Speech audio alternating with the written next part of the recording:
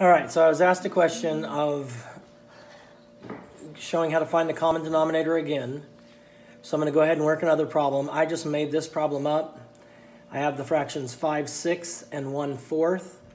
If my instructions are to find the common denominator, I'm going to take my two denominators, which are 6 and 4. So I'm going to take them, and I'm just going to start listing the multiples. And if you want to think multiplication chart, because if I have a multiplication chart handy, or I made one, or there's one on the wall by the windows, I can just use it, and I can look at my row that starts with 6 and my row that starts with 4 and find what they have in common first. So if I do 4, I have 6, 12, 18, 24. For 4, I have 4, 8, 12, 16. The first one they have in common that shows up in both of these is 12. 6 times 2 is 12, and 4 times 3 is 12.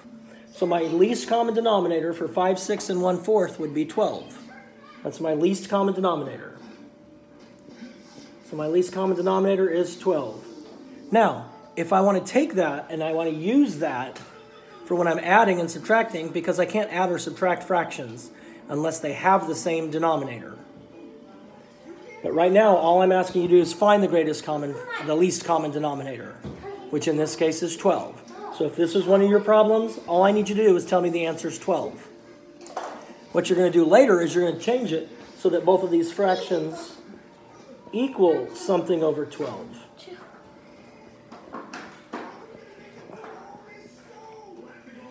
That way these would both equal something over 12.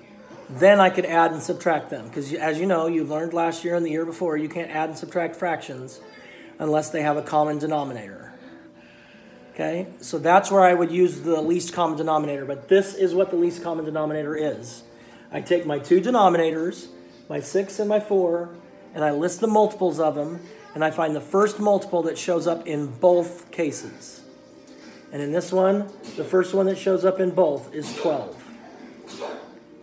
So that's what I do.